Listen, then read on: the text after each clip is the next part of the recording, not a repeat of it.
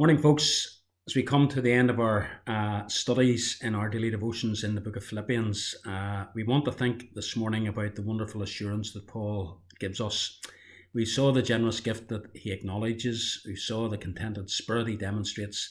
Now we have a wonderful assurance as he draws his letter to a close. I'm sure that you, like myself, have been in circumstances where you wonder to yourself, how am I going to meet this need? The need might be financial, it might be emotional, it might be spiritual, it might be psychological. Well, here's a wonderful verse to memorize and to return to time and time again. Paul says to the believers in Philippi, "My God will meet all your needs according to his glorious riches in Christ Jesus." The Philippians had given generously to support Paul.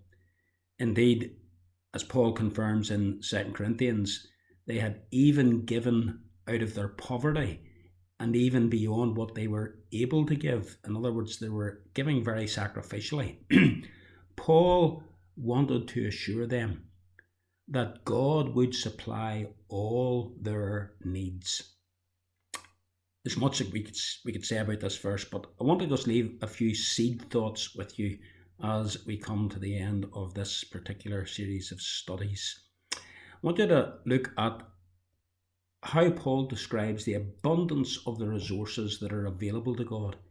My God shall supply all your needs according to his glorious riches in Christ Jesus. He's painting a picture of a vast supply store, full to the brim and overflowing with provisions of every kind, an unlimited wealth of supply.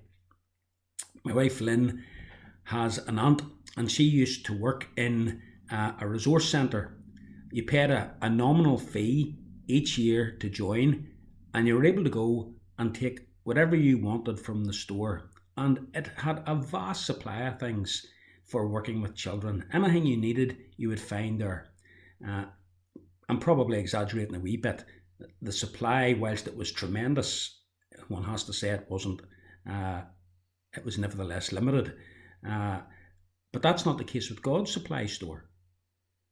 God's supply store is full to overflowing. The earth is the Lord's and the fullness thereof.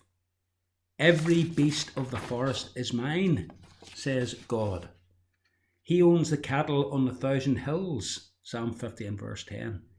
These verses teach us that God has all he needs by way of resources in order to supply his people with what they need. That's why Paul says, "My God shall supply all your needs." What sort of needs do we have? I suppose the first thing that comes to our mind is practical financial needs. But we also have emotional needs, we have physical needs, we have spiritual needs, intellectual needs. There's no limit. It doesn't matter what our needs is. God can supply it. But listen, it's our needs that God has promised to supply. This is not a promise to give us everything we want, to supply our greeds, our luxuries. It refers to needs, and not necessarily needs as we perceive those needs to be, but needs as God defines them. What we want and what we need may be the same thing, but they may not. God will not leave us in want where God perceives that we have a need. And then look at the certainty of the promise here. My God shall supply, no doubt about it. He will. Isn't that a wonderful, assuring note on which to end this letter? A wonderful promise to leave with God's people.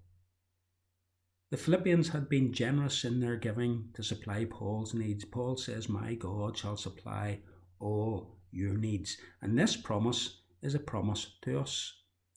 If you're a Christian, God will supply all your needs until the day that he brings you home to glory. May you be encouraged by reminding yourself of that.